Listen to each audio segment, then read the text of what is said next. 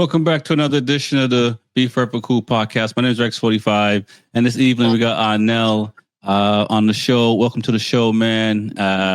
It's been a long time as far as you reaching out and connecting and stuff like that. So I wish I would have caught it sooner, but we're here now. Welcome to the show. How you doing tonight, man? I'm good, man. It's my first time on anything. Okay, that's what's up. No comedy show, no nothing. Nah. Well, actually, I mean, if you saying it like that, I did some amateur stand-up comedy back in the day, back in the 90s. But I gave that up for some other stuff. Okay. That's what's up. Well, we'll talk about that later too, because it's funny. I interview a guy who's a road racer and rider and stuff like that, and a younger kid. And, vlogger and stuff like that. And indeed, he's decided to go into comedy. Mm-hmm. And I believe he had his first comedy show a couple of weeks ago. And when someone else I know that's been on the show it went to the show and said he was pretty good. So it's just interesting when people get into things that they're passionate about. You know what I'm saying? Right. So that's what's up. So let's talk about, some motorcycle podcast. So let's talk about, how you got into riding and stuff like that. For me, I think I was always fast as a kid because I was into BMX. So as a kid, I was looking to it, but my parents was like, "Nah, we ain't getting you a dirt bike." So it's something I had to do later in life, and so I've been fortunate now to have been riding for the last 13 plus years, but it took a long time. So how did you get turned on to bikes and stuff like that, and then started riding? Man, 1986. I had some friends that rode dirt bikes, and I got into dirt bikes that way. And then in 1980, I want to say late 88, early 89, I started racing motocross down at Budds Creek, Maryland. Okay. And I just was hooked. I mean, I had clapped out bikes, but I still was getting it. My friends would take me down there because, I was a kid, single parent, mom couldn't get me to the races like that. So my boy and his dad, I used to travel with them and go down to the races and stuff, like the local stuff in District 6. Hang on a second. So you started on dirt bikes. Right. How long before you started racing and what was that thing that said, hey, it was other people racing? What was that thing that said like I'm gonna go racing? Nah, I mean, I don't know. It's just in my DNA, man, because my friend that I was telling you about, he had his dirt bike on the front lawn. Now, mind you, I live in the city. I grew up in Wilmington, Delaware, and I lived in the city. And it was just fortunate back then you could park your dirt bike on your front grass, and that's back when dirt bikes had kickstands. Right. He used to park his dirt bike on, and I was fascinated with it. And I was looking at it. I was like, man, little kid. I was like, man, this thing got a lot of suspension, man. Look at them big knobbies on the tire. So fortunately, my grandma, who she always nurtures stuff like that, she got me a dirt bike. Nice. And I remember I was like, man, I ain't gonna get this dirt bike. I ain't gonna get it. But I got it for Christmas, and I knew I was gonna get it because I went in her pocketbook and I saw the receipt for it. Nice. What did you get? I got a 1986 CR80. Wow. Nice. That was my first bike. And matter of fact, I'm going on a tangent. Like a couple of years ago, I got that same bike. It's in the garage right now. No kidding. So the same one you had from 86 a similar one? Not the same one. I got this from South Carolina. Okay. I found it on Marketplace. I went down there, bought it. I said, I got to get this back. Okay. So it's in the garage right now. So and how old were you when you got the 80? How old were you when you started riding that? It was this summer. I was right before it was right before I turned 14 because my birthday's in May. It was right before I turned 14. Wow. I got it. Right before summer. I I was about it, man. You couldn't tell me nothing, man. And that's back like what the kids do now. You see the kids riding through the streets and stuff like that. That's what I was doing. But then we found like some sand lots, gravel pits, and stuff like that, and we started doing that. And then some of our friends in school used to go down to this construction site, and that's when I just felt it there, because you start to see a lot of the local pro riders used to come in and look for that lot that they can practice in. Yeah, they used to be down there. I mean, we wasn't supposed to be riding down there, but we did anyway. Oh yeah. And then I found out about Millville, New Jersey, the Pine Bearings, and that's where I got my skills from. And once I got into that, then I found out about racetracks and stuff, and I got my district card, and they used to send you the little book to show you where the races was and stuff like that. And that's when I started racing. I started racing the summer of '88. Okay, wow. Yeah, I started racing, but I ain't do too good because I didn't know what I was doing. I thought I was good, but I really wasn't. Right. But that's what happened when you get to the racetrack for the first time. Yeah. But it all came together, man. Just start going to more races and stuff, and then figuring it out, and start looking at like races on TV and try to emulate what they do. Because like one of my heroes is Rick Johnson, from one of the superstars from the '80s. That's my hero, man. Matter of fact, I got the helmet painted just like his back behind me. Oh no, that's dope. That's what's up. Yeah. And wow. So in '88, you were going to the track. So was it like, how often were you going to the track? It was like how racing.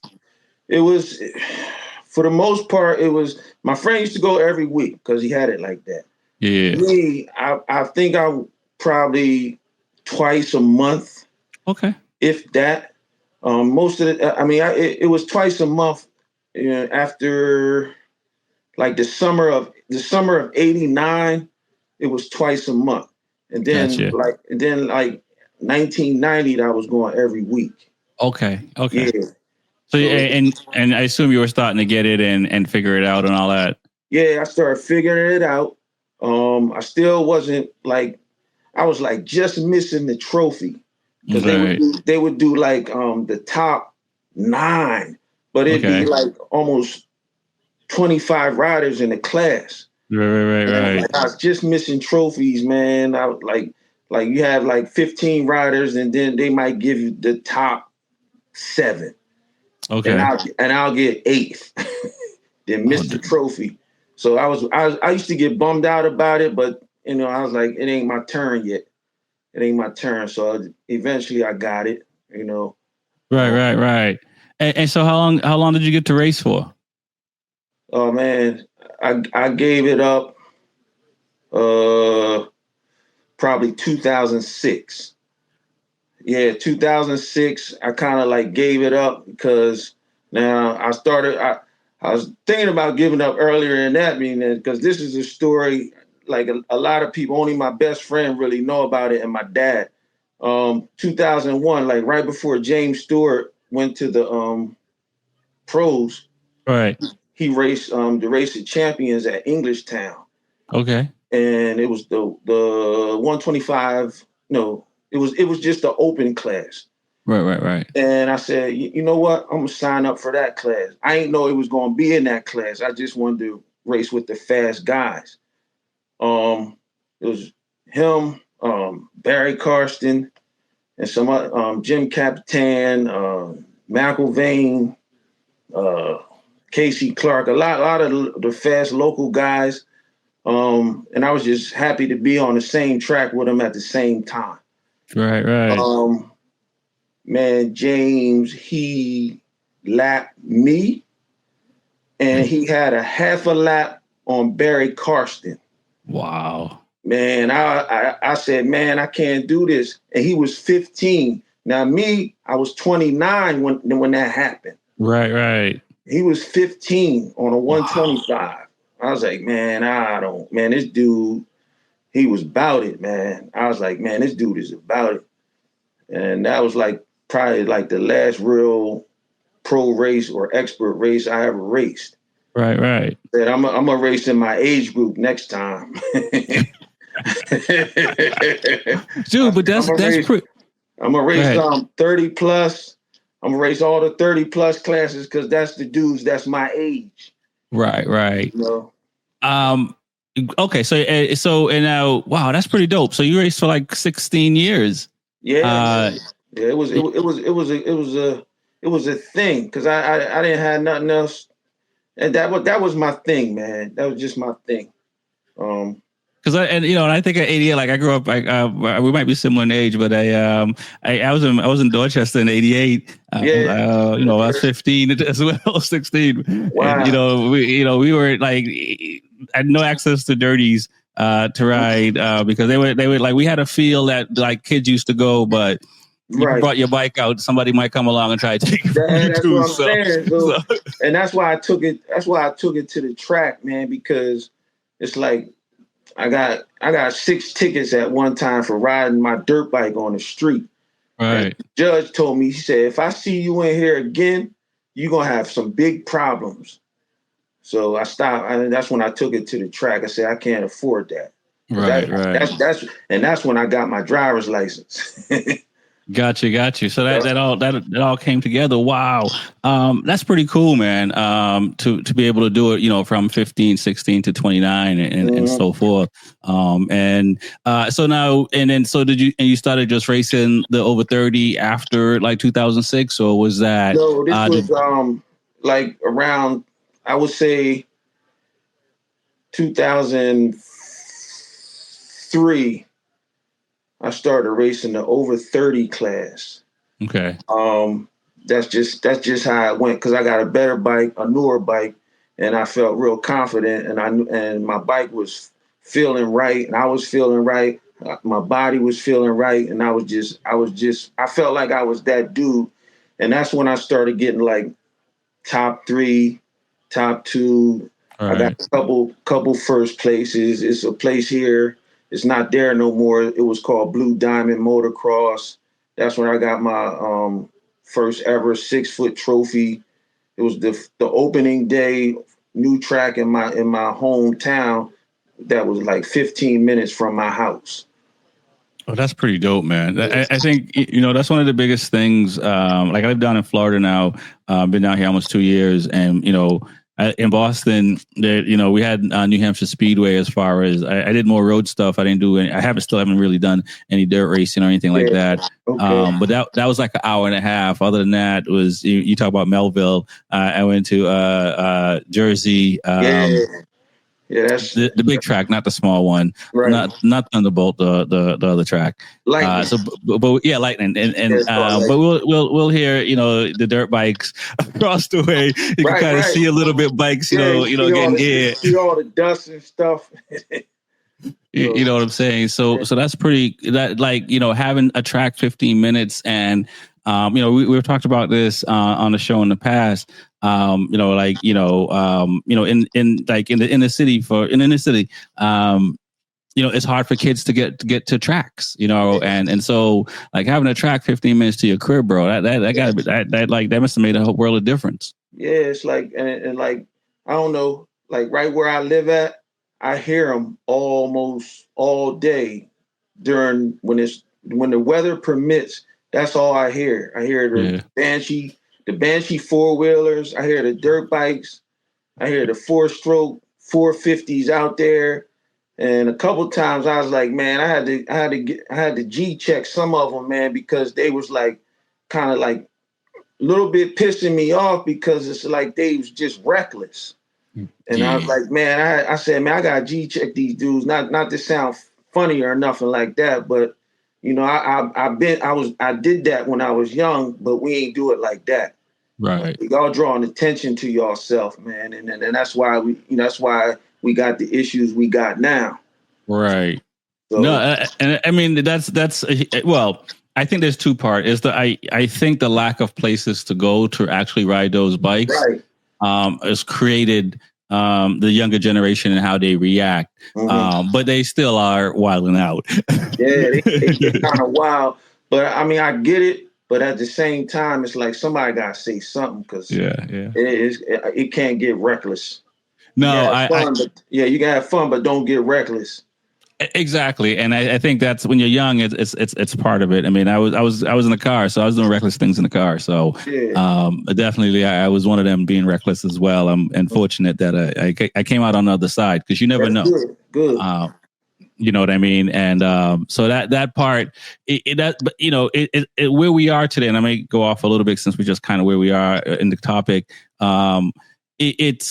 I think we're at a place where, like, local town government needs to get involved and provide something for kids to go take their bikes to a place where they can be safe and have fun. And then maybe you can dial back the recklessness with some training. You know what I'm saying?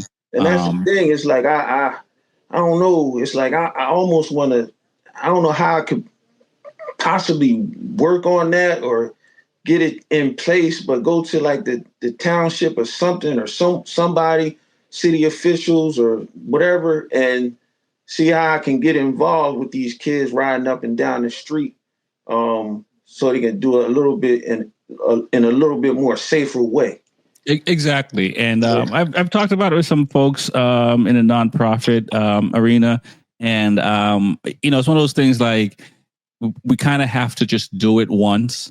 Even if it's just 5 kids, small amount of kids, bring them out, make it successful, show them what can happen, and then, ask them to be a part of it, because the community will be happy to not have the kids on, like in Boston, they have like one day a month in certain towns, neighborhoods, I should say, that they shut down the main street so people can just walk all about without worrying about cars and stuff like that. Indeed. Yeah. You know what I mean? And so it could be something like that. Like, one weekend or one day, there's a trailer, we pack up a bunch of bikes and we go to the track for the day, and people can enjoy the neighborhood for the day, and these kids can see what happens, because you also got to convince them that going to the track is better than riding on the streets. And, riding on the streets is free. So that's always easy. Yeah, man. I mean, I was like, man, it got to the point a couple of times, man, I had to give them 2 of them. I was like, man, nah, I can't do this. I'm sitting out there cutting the grass. I was like, nah, come here. So I had to I actually gave away 2 of my older helmets. I mean, they wasn't bad, but they wasn't good. But it's better than wearing a bandana. Yeah. Yeah, that's a huge part. I mean, I see these videos on social media and stuff like that. And, we see the stuff that people walk away from. But, we know that there's stuff that people aren't walking away from. And as a new rider, you may see that stuff and think like, okay, in the worst case, you might get some scratches and stuff like that. But that's not the worst case. And, it's a culture where, I mean, where it is now, and I don't know a lot about like the urban riding, for lack of a better word, the dirt bikes and stuff like that. Like, I don't know enough about it, but it is, I think it's similar to these Harley riders and some of these guys that I see, and women, no helmets, no gloves, it's just free. Yeah, I don't know. I mean, I don't know. I just don't get it. I mean, I like speed. Yeah, you gotta have the stuff on, but I don't get it, man. It's like, I don't know. We had, and I just talking to a friend today. I was like, at the least, we had a helmet, goggles, gloves, boots. We had some jeans on because we couldn't afford the full motorcars gear back then. Right. And that was, at least we had that. Yeah. No, there's a I know there's people on social media that are telling people they can learn how to ride on 1,000 for their first bike. They don't need as much gear as they have on and all these things. And so there's some bad information being put out there by people as well. And like I said, I think a lot of new riders, like myself, anything new, I go to social media and or places I can learn from. And if there's some misinformation in that, you know, it can cause you, you know, dearly. So let's talk about, so at some point you got into road racing as well, right? Yeah. And what was that like for you? And why did you decide to say, hey, let me start doing some road racing? And I assume you're still doing the dirt racing too. My stories are long, but anyway. It's all good, man. The girl I was dating at the time, she got a bike. She got it from the dealer, which is 10 minutes from my house. So she had it delivered to my house.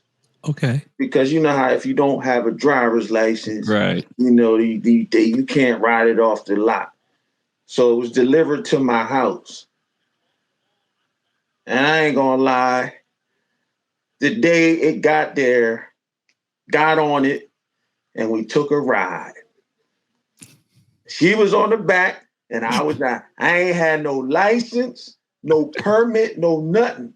I just got on, and it was like my second time on a road bike. Wow. Okay. It was a 06 GSXR 600. Okay, nice bike. So I rode that. My second time on a street bike. So I was riding it like I knew what I was doing, and it just I just got into it. I knew what a clutch was. I knew how to do all that stuff, but it just felt different, way different from a dirt bike. Right. But I figured it out. Then let me see. 2 weeks later, I got my own bike. Oh wow! Okay. Yeah. What'd you get? It was a 06 Ninja 636. Okay, that's what's up. The black one. Yeah. You know, I had plans for it. I said, I'm gonna get the black one so I could put monster stickers on it. Okay, then that's what's up. And what did you think? And what was that like? And you know, I had a hard time with that one because I thought I knew everything, and like I didn't know foot position, body position, nothing. I was still riding it like almost like a dirt bike with my elbows up. Yeah. I was like, man, so that week, 2 weeks after that, I took a ride up to Philly by myself. Okay, wow. I went to South Street. I met this dude. I ain't know he just I parked on South Street by Fat Tuesdays. Yeah. He parked next to me. And when he pulled up, I looked at his tires. I was like, Dad, man, you can see the threads on this dude's tires. I said, man, he got a raggedy bike. Now, mind you, he had an 09 ZX10. Yeah. Not an 09. 06? 06. I said 09. So I'm looking, I'm like, then he just starts talking to me. Then he said, man, I'm going to go meet these girls, man. This, and this. He said, you want to come? I said, yeah. Okay. So we leave downtown Philadelphia, get on 95, hit 76. Wow. This dude takes off. Now, mind you, he got on True Religion jeans, an Ed Hardy t-shirt. He got the Under Armour vest on. Yeah. And some seedy boots. Yeah. So he takes off. Man, this dude was doing like 150 on Route 76. They call it the expressway, but the locals call it the E-way. So hey. I'm looking at this dude. He going in and out of the cars. And I'm like, dang. I said, man, I got to keep up with this dude. So I'm trying to keep up. Now, mind you, I'm still a rookie. Right. I'm trying to keep up. Next thing I know, he just gives it more. I don't know if he released the throttle, went over with this hand, and then started twisting some more. This dude is gone. He get around the turn. It was like a left-hand sweeper. Yeah. Next thing I know, I see sparks coming from his foot because he dragging the foot peg. Yeah, damn. I'm like, man, he's dragging the foot. And then later on, I was like, man, that dude was dragging a foot peg in a t-shirt. I'm like, man, it's going like 170. So we get up to the plateau. Yeah. In Philly. Now I ain't noticed at the time, but he's part of a riding group in Philly called the Knee Draggers. Okay. And I didn't know that at the time. I was like, dang, it's more of y'all. Now when we got to the park, the other dudes in the group were suited up. Yeah. They had the leather jacket with the race hump. Now they had the the Ghetto Fabulous catchers guards, baseball catchers guards with the knee pucks. Yeah. Velcroed onto them. I don't know if you see on my page. I got that set up too, but that's when we riding on the street. That's how I met them, Knee Draggers. Yeah. Now, I didn't know they all raced. I just thought they was just dudes like hooligans that rode on the street like that. But they actually all raced. And then, like, as I became cool with them and friends, there's like more and more of them. And the more Knee Draggers I met, the faster the next guy was. So,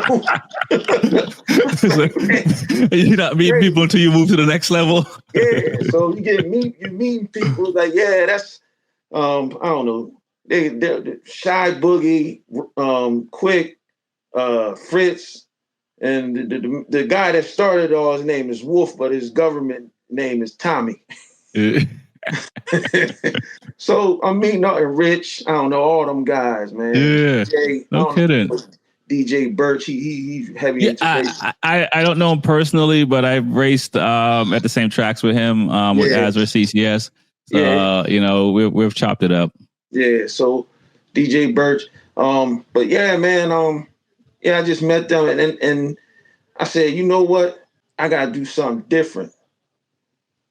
And the reason why I said that is because we went on a bike ride and I saw somebody die in front of me. Mm. We had a good day. It was a met up Valley Forge area. It was at like a Hooters type thing. We was coming home on 422. For some reason, this guy wanted to take off. He had a 2011 R1. Now, mind you, he had the full race suit on that day.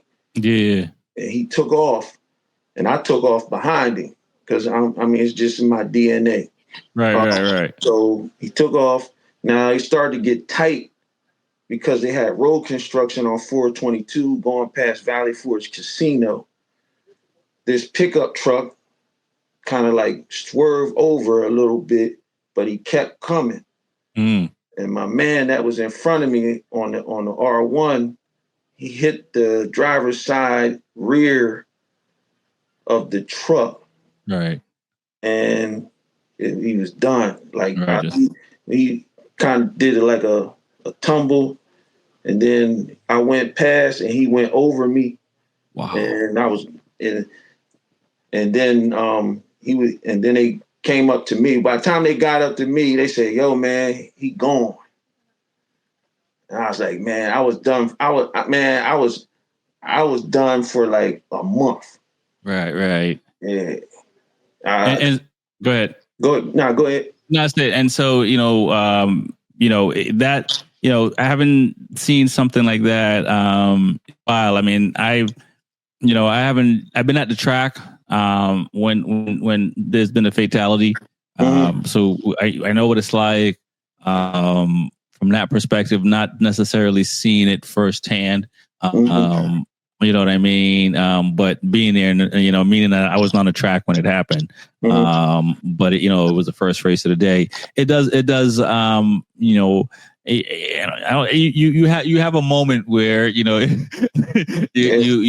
have to it's I don't know if it's a process of sort, but you kind of question what you're doing and look at things and not necessarily sober up a little bit, right? Yeah. And I was like, at that moment, everything happened in slow motion. It was like almost a real slow motion. I was like, and then I was like, man, how come he ain't see that?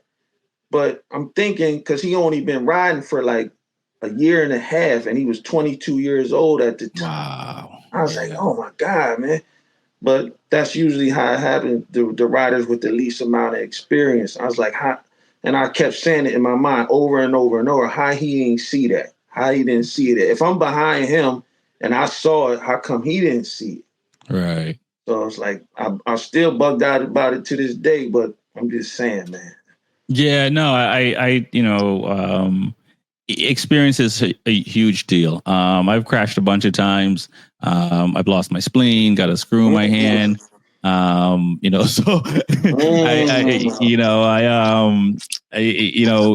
remember my first time, and I thought of everything, like what could happen. I never thought of a deer running across the highway.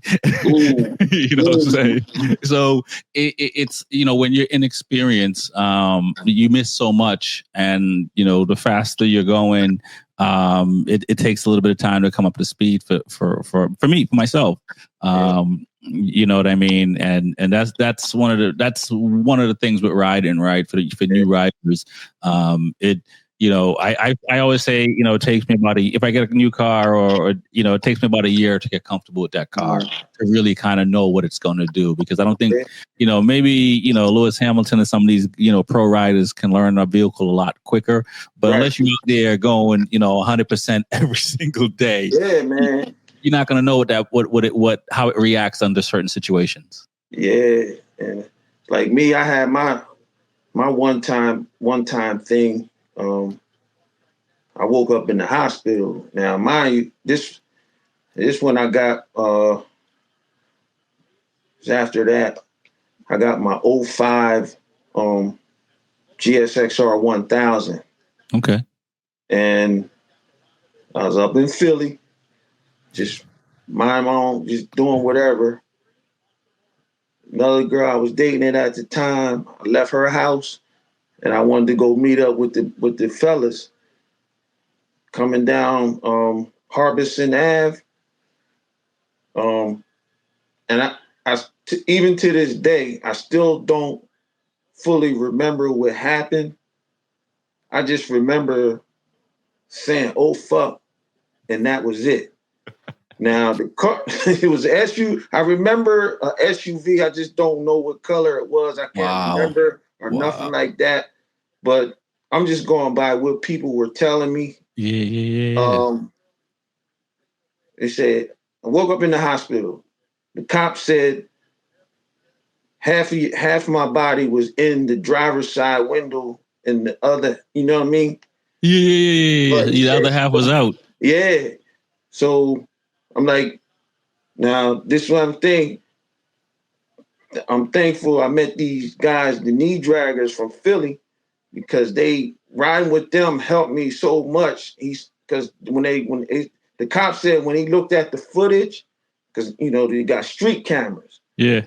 He said, "Man, I don't know how you survived, man." Wow. I said, "Well, because Shy and them, he taught me how to cover my brakes. Yeah. Keep my vision right. Yeah. Now, mind you, I'm still like, these guys actually race, but that comes with that vision, body position, hand position, all this other stuff, your foot position. I used to wonder why they look like that while they riding. Like me, I'm just, but yeah, thanks to them, man. I if it wasn't for them, because I would have been T-shirt, none of this. Right. I was fully suited up. I had my Kevlar jeans, all that stuff, the jacket, the gloves, full gauntlet gloves, all that, helmet and all that. Yeah, but my survival skills kicked in, man. No doubt. I mean, yeah, I stay geared up all the time on the streets, man.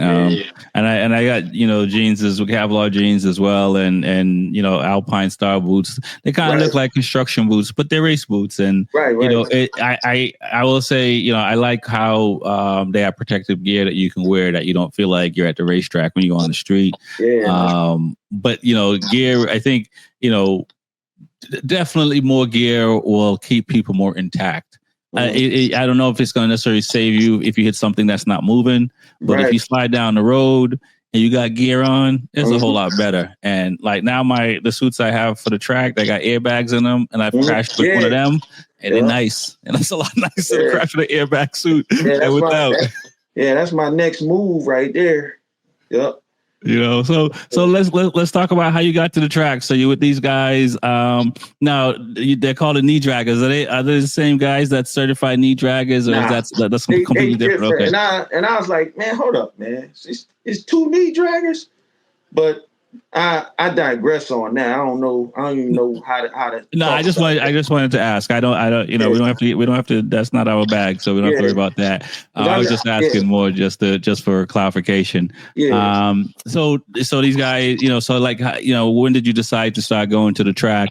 And obviously you raced with the dirt bikes and stuff like that. So when you got to the road tracks, what was that like your first time? Let's see, I went.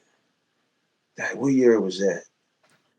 It's like I forget what year it was now. But anyway, guy said, the 1000 I had the accident on, and I woke up in the hospital. Mm-hmm.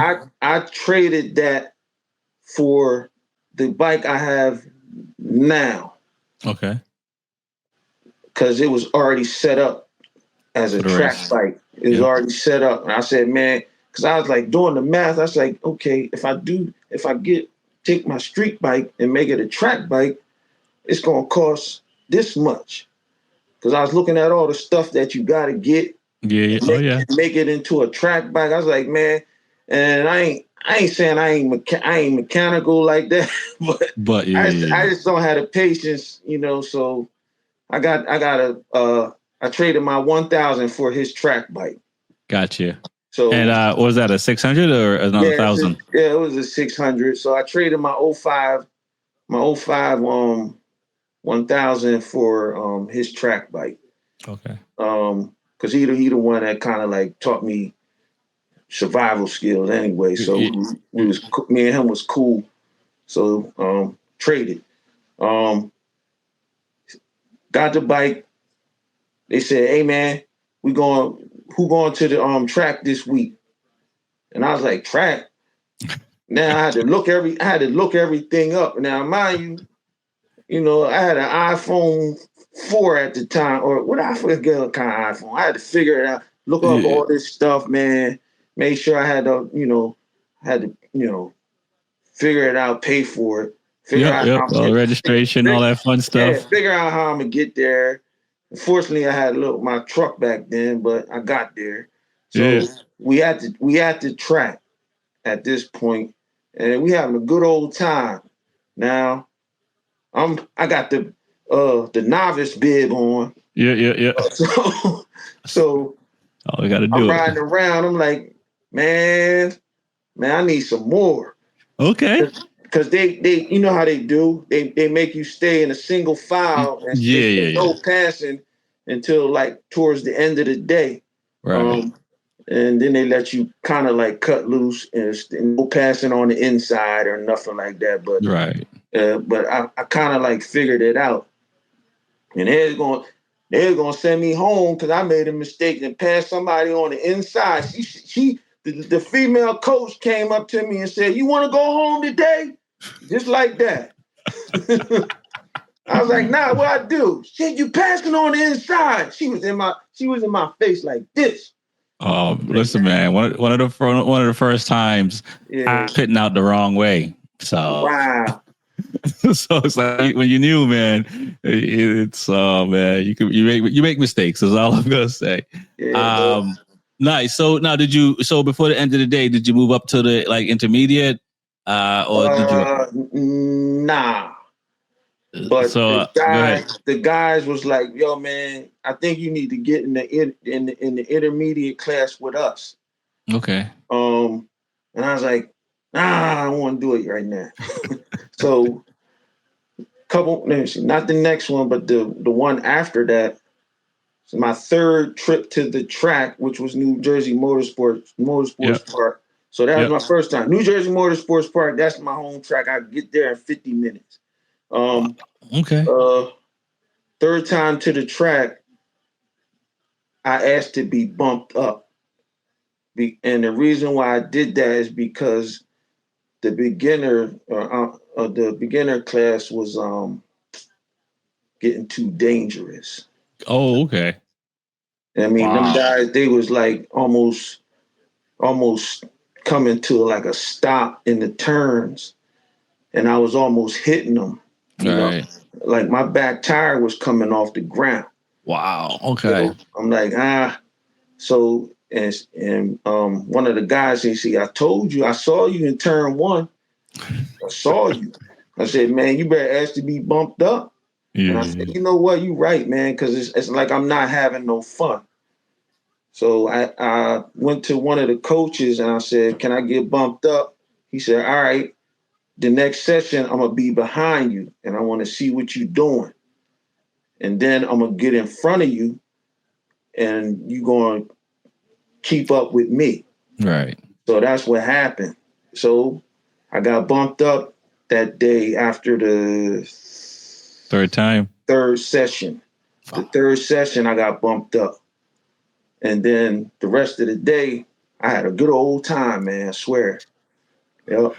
You know, it's pretty crazy because I didn't do a lot of track days early on. I'm doing more track days in the last 4 years that I've done in the first 4 because I got my license and just started racing and didn't do any track days. So when you get on the track, 3 times in and getting bumped up and stuff like that, and having these guys around you, like, and you also race dirt bikes. So like, what was your confidence like? So how are you feeling like riding home and stuff like that? Do you feel like, okay, I still got some stuff to learn, or you felt like, yo, I'm keeping up with these guys that I ride with on the street. So you felt pretty good about your skill sets. Yeah, I felt a lot. I felt a decent amount of confidence, and the reason why I say that is because for the most part on a dirt bike, it's like I'm trying to figure out how to say it. Always on the limit. Mm-hmm. On a dirt bike, it's like you're trying to find traction, you lose traction. You're trying to do this, you slipping and sliding. You got to make this. You got to hit this line. You didn't hit it how you wanted to hit it. But then when I got onto like the sport bike on the track, it's like there's no bumps. And that's the first thing I said. You're like, "Yo, man, ain't no bumps, man. This thing, it's smooth out here." It is bumps. But yeah. It's bumps, but it's not like a dirt track. It's like it felt a little bit more free. Like I don't have to, my brain work different. It's like I feel on bumps and stuff. I don't feel like I'm gonna fall or nothing like that. You got more time. Yeah.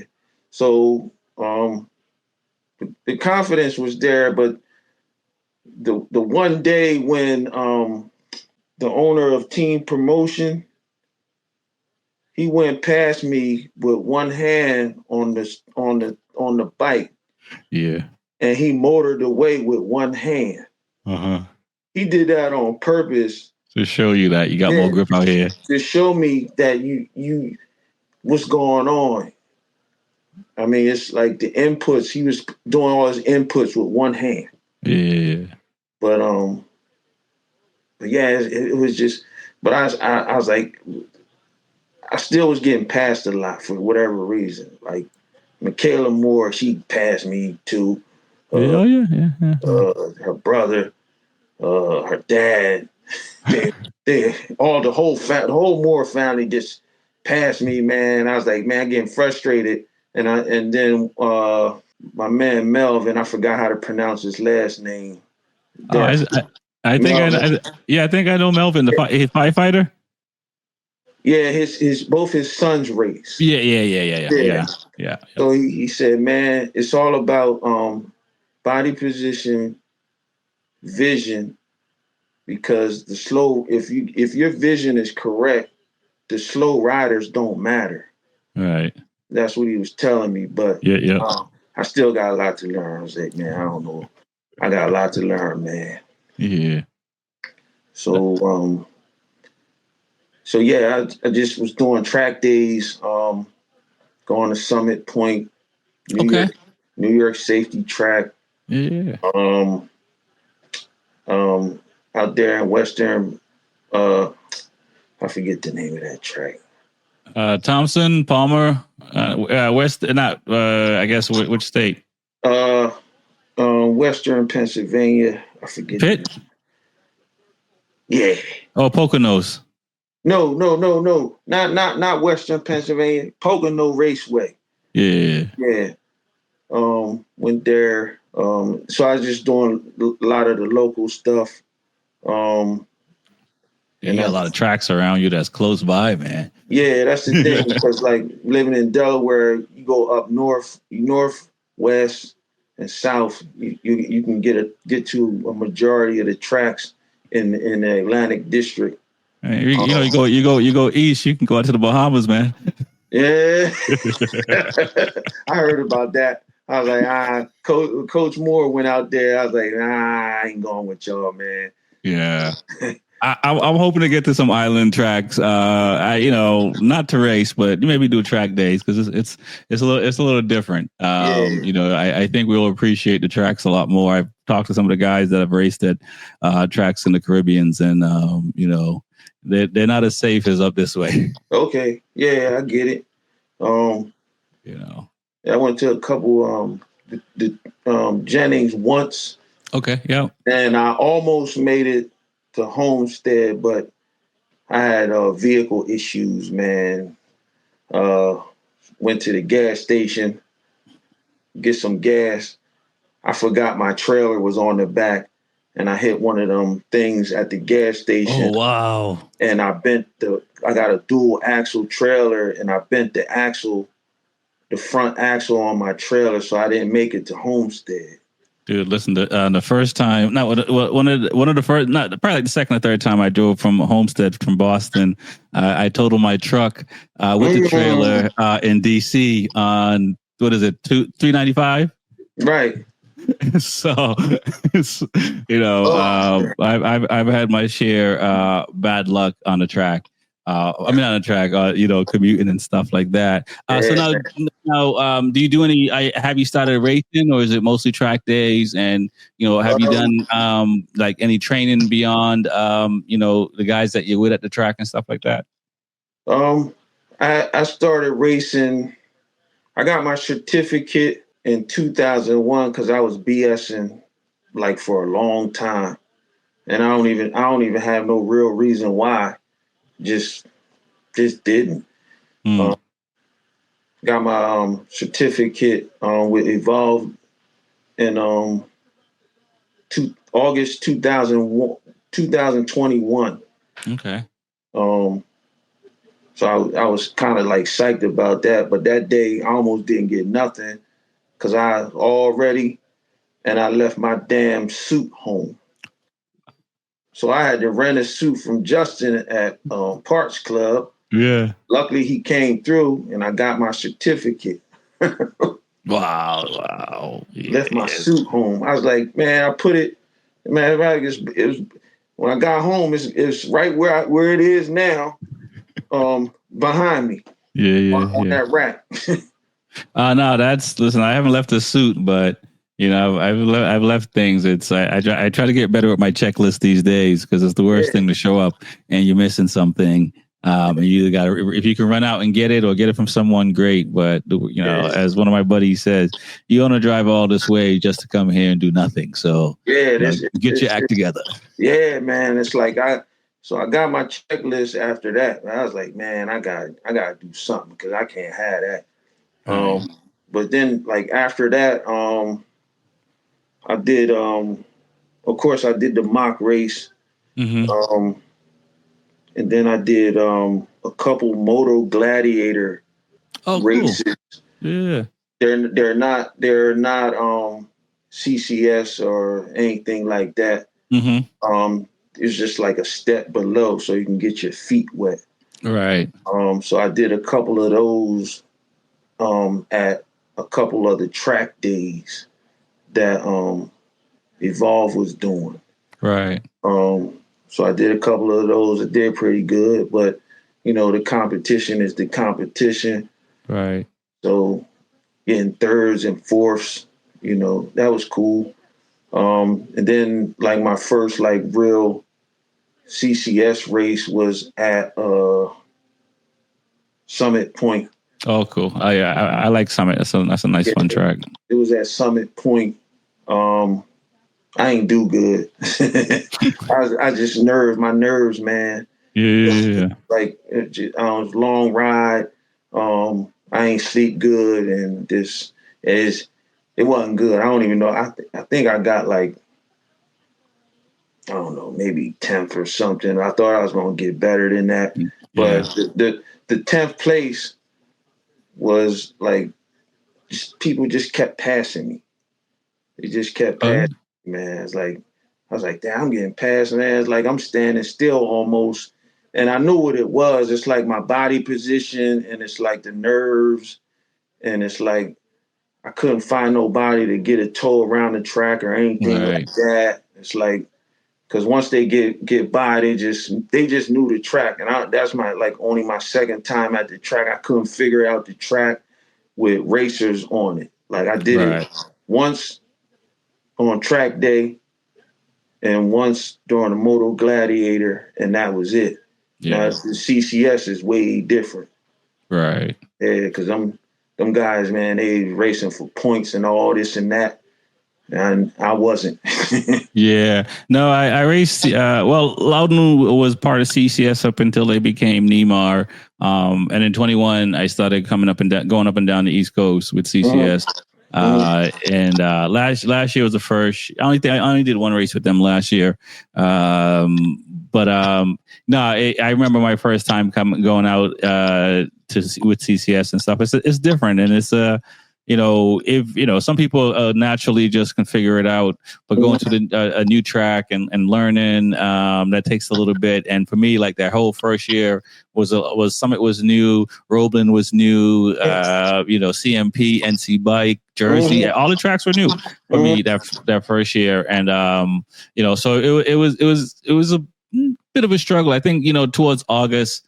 I started to find, my speed and stuff like that, but then you get to repeat some tracks, but it like mentally in the beginning, it's a lot. It's like you say, it's the travel. Like I used to show up the morning of and thinking I can just go do practice sessions and go out there and race. Now it's like, I got to show up the day before and set up and go through tech the night before. So when I wake up in the morning, you just focus on racing. You don't got to run around. You ain't got to do none of that stuff. So a lot of things for me was just my habits and how I got to the track. Cause Loudon was an hour and a half. So it's pretty like that. After a while, that was pretty easy to get to on a Thursday night. And then I'm there Friday through Sunday and stuff like that. But now I'm driving 8 hours or 10 hours or 12 hours or 24 hours or whatever, right? Going to Daytona or wherever. And so a lot of those habits, once I got better with those habits, I had more time to focus at the track. And so now I'm there before the sun go down the day before. And if I can get a practice session in on Friday or a track day on Friday, I'll take the track day, because it when you're driving home that Sunday, it makes life a lot easier. Oh my God, man. The travel is the crazy part. Like getting to the track for me, it's like I want to say it's probably the most annoying thing once I get there and get my setup, get all suited up, halfway suited up and stuff, and get out there and feel what the feeling is and being on the bike and stuff. That's the sweet part right there. Right. But yeah, that travel is crazy, man.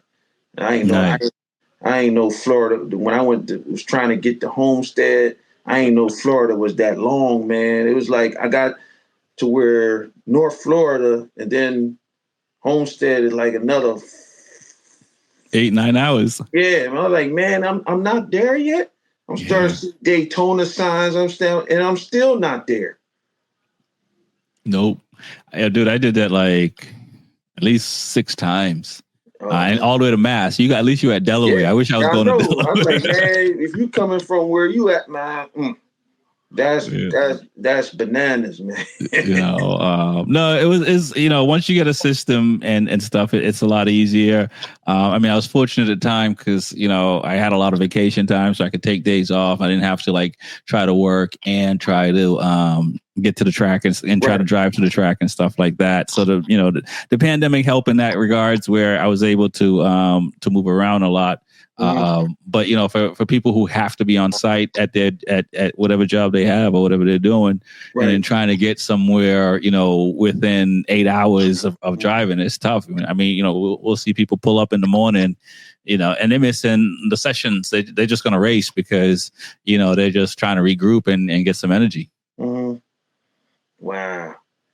So it's pretty wild, man. So, but I do, this year's the first year is going to be a little bit crazy for me as far as racing, because I was fortunate to be part of a team to do an enduro race back in February. But my first race week probably won't be until Wera in May. So, which in the past I'm pretty much racing from like February all the way down, and I stopped doing Homestead, but so I was going to Homestead in December up until they stopped.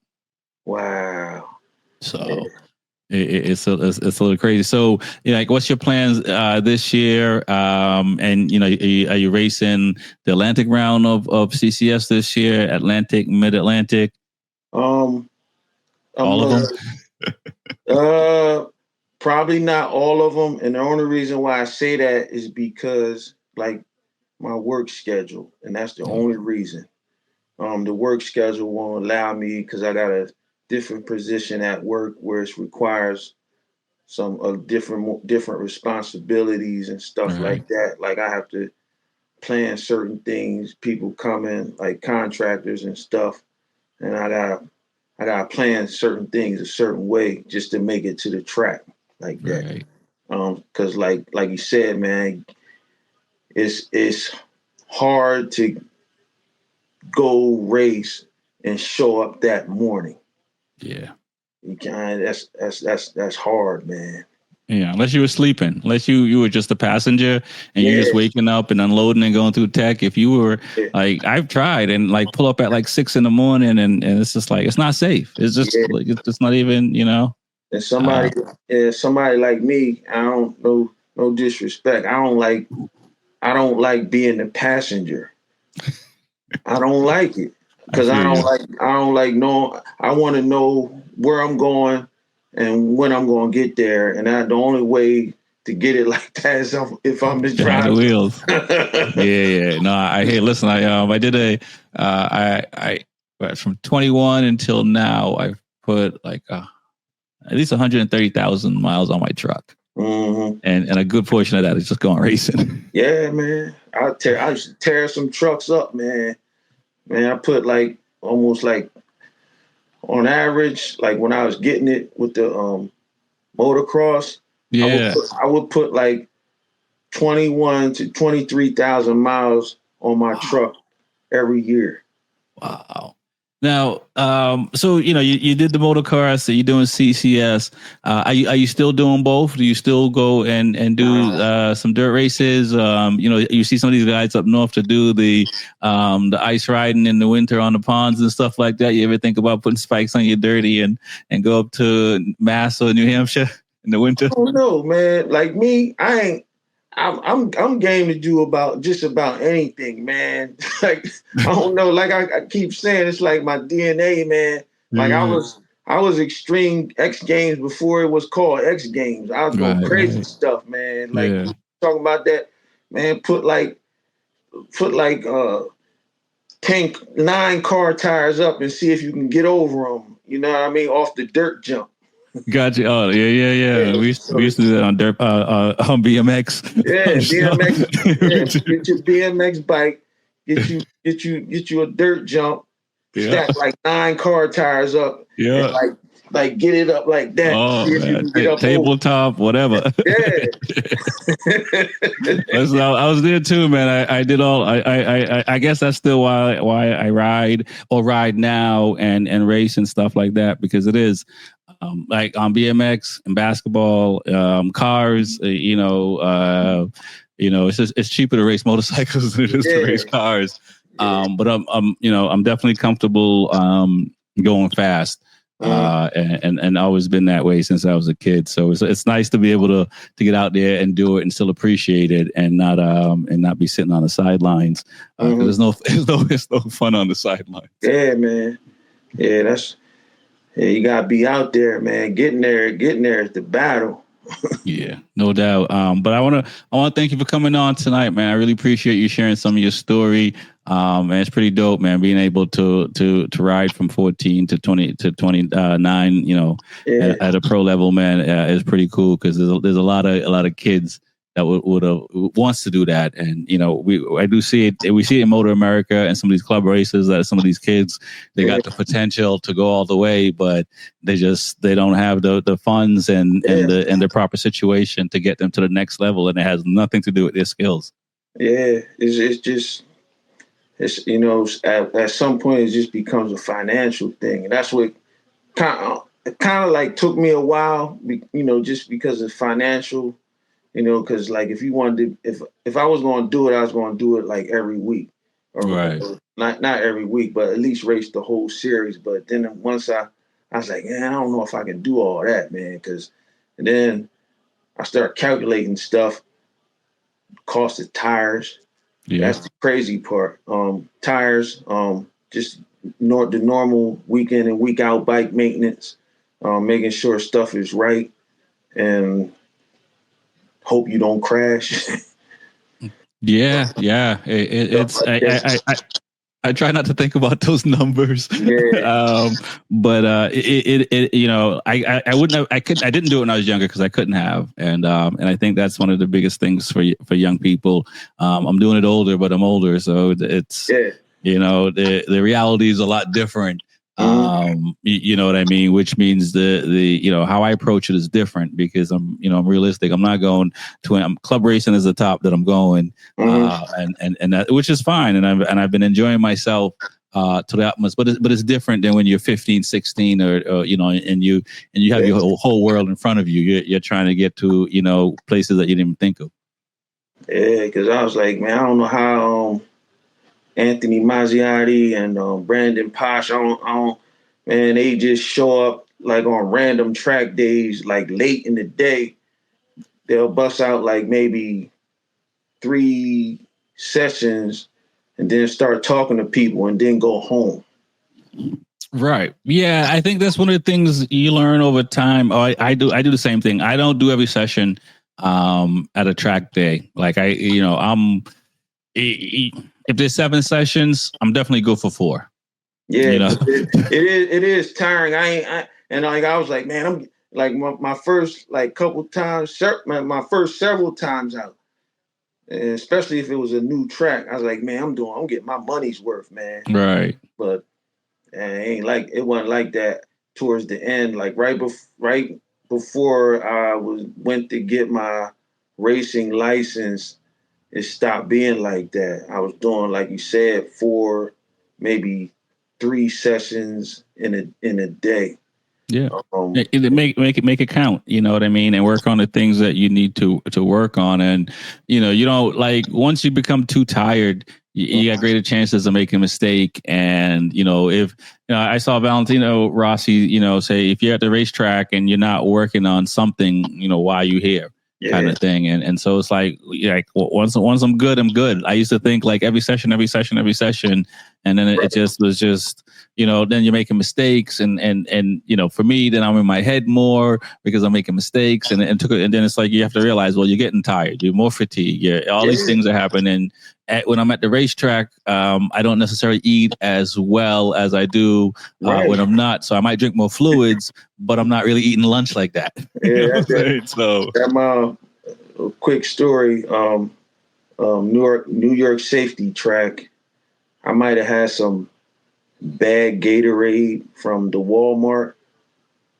I'm coming on the front straight, and I'm feeling sick, and it just comes out. I throw up in my helmet. Oh wow! So I'm blind coming down the front straight. Like I'm almost, but never did yet so far. I'm blind coming down the front straight. Now, mind you, turn 1 at New York Safety Track is like an off-camber-ish type like turn. Yeah. And if you miss that turn, it's a cliff way down, man. But fortunately, I got one eye clear and open. It's like sneezing in a car, man. Like if you have a bunch of sneezes, you gotta keep one eye open. So I did the rest of the lap like that, and I could feel it going down my suit stuff.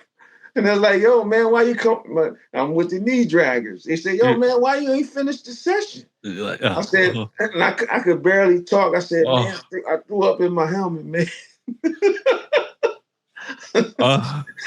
Man, listen, I've dreaded that because, like I said, you drink too much Gatorade, and on the straights, and this was like a Daytona. This happened to me once, and you're laying on the tank for a longer period of time, and I felt it coming up, and I couldn't lay it on the tank, so I had to sit up. So I just did it, Yeah, that was funny, but yeah, man, it's like I don't know.